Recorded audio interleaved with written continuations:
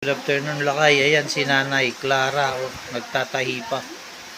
89 years old siya. High blood. Diabetes. Marami na siyang nararamdaman. Hingin ko yun. Tapos sasabayan ko ito. Kaya lang ang ginagawa ko. Baka na yan. Pero tingnan mo siya, 89 siya pero nakakapagpatahi pa. Nagtatahi pa. Ito, tsaka yung pagsilis-silis. Ayan lang, lalagay niya na yung sinulid. 89 years old si Nanay. Yung ano natin, yung pagtawag natin sa Diyos, malaking bagay yun. Apo, malaking bagay po yun. Malaking bagay. Sobrang. Kasi siya lang naman po yung nakakaalam. Kaya hindi ako lumiliban sa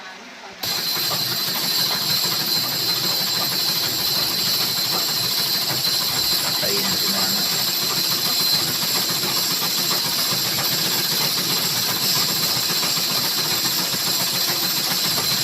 Sinundan ako ng ate ko. Ayan na nakapagsimula. Tatlong buwan din. Simulaan na si Nanay.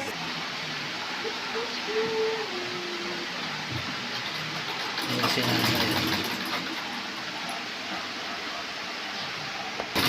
89 years old, nagtatahi pa.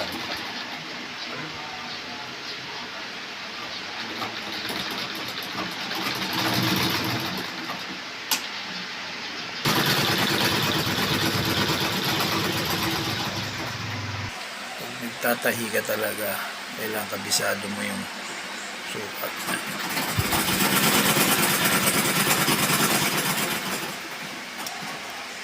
Ayan, kung sinong gustong magpatahi, dito lang kayo pumunta kay Nanay.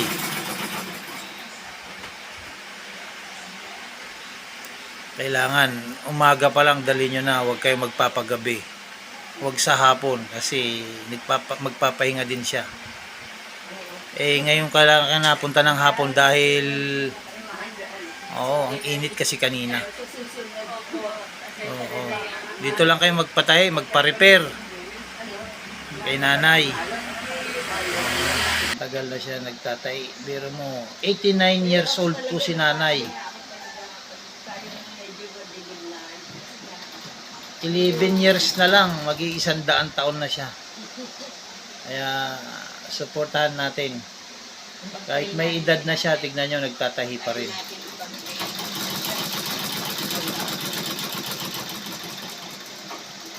Tumitigil siya kasi kinukuha niya yung sukat para pantay-pantay.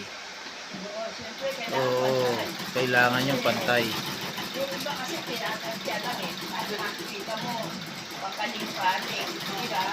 Oo, tignan nyo. Siya, sukat-sukat, sinusukat niya talaga. Yung iba kasi, pag nagtahi diretso, kaya tabi-tabingi. O ayan, tapos na yata natahi. Ayan, isukat mo na lang kung kasya sa'yo. O yan, si Nanay, tapos na. Lagyan ko lang siya ng... Dito kayo magpatahi, magpa-repair kay Nanay Clara.